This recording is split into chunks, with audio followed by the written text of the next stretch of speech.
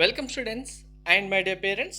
JW 2026 examination సంబంధించి న్యూగా చేసిన చేంజెస్లో మళ్ళీ మార్పులు చేస్తూ ఎన్టీఏ సర్క్యులర్ రిలీజ్ చేయడం జరిగింది, మెయిన్గా క్యాలిక్యులేటర్ సంబంధించి. సో అదేంటి అనేది ఇప్పుడు క్లారిటీగా చెప్తాను. వీడియో స్కిప్ చేయకుండా చూడండి, లైక్ చేసి తప్పకుండా షేర్ చేయండి. కంప్లీట్ గైడెన్స్ కోసం ఛానల్ సబ్స్క్రైబ్ చేసుకొని బెల్ బటన్ అయితే ప్రెస్ చేయండి. చాలామంది స్టూడెంట్స్ డిసప్పాయింట్ అయ్యే మ్యాటర్ ఇక్కడ ఉంది. సో ఎన్టీఏ క్లియర్గా ఏం మెన్షన్ చేసింది అంటే, clarification on use of virtual calculator JEE 2026.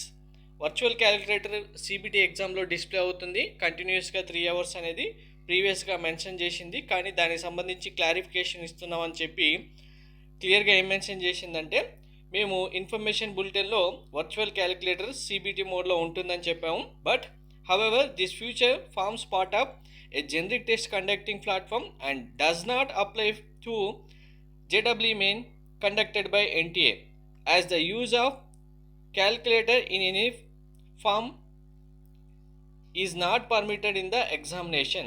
So indirect గా NTA సారీ చెప్తుంది. ఎందుకు అనేది ఇక్కడ చూడండి. NTA regrets the typographic error in the information bulletin. మాకు ఇన్ఫర్మేషన్ బులెటిన్లో ఎర్రర్ వల్ల క్యాలిక్యులేటర్ యూజ్ చేసుకోవచ్చు అని మెన్షన్ చేశాం. మళ్ళీ ఇప్పుడు రివైజ్డ్ బులెటిన్ కూడా రిలీజ్ చేశాం, దాన్ని డౌన్లోడ్ చేసుకొని చూడండి. క్యాలిక్యులేటర్ ఉండదు ఇంకా అని చెప్తూ క్లారిఫికేషన్ ఇవ్వడం జరిగింది. ఇంకా ఎవరికైనా తెలియకపోతే వీడియో షేర్ చేయండి. క్యాలిక్యులేటర్ ఉంటుందని చెప్పినప్పటికీ ఇంకా క్యాలిక్యులేటర్ అయితే ఉండదు. సో దానికి సంబంధించి ఇన్ఫర్మేషన్ బులెటిన్లో కూడా యాక్చువల్గా మనకు ప్రీవియస్గా పేజ్ నెంబర్ 64లో చేంజెస్లో ఇచ్చిన దాంట్లో మనకు ఇక్కడ ఏ చేంజ్ ఇచ్చారు అంటే కనుక మ్యాగ్నిఫికేషన్, సో జూమ్ చేసుకునేలాగా ఉండే ఆప్షన్ తర్వాతే మనకు క్యాలిక్యులేటర్ సిబిటి మోడ్లో యూజ్ ఉంటుంది అని చెప్తూ మెన్షన్ చేసిన జరిగింది బులెటిన్లో.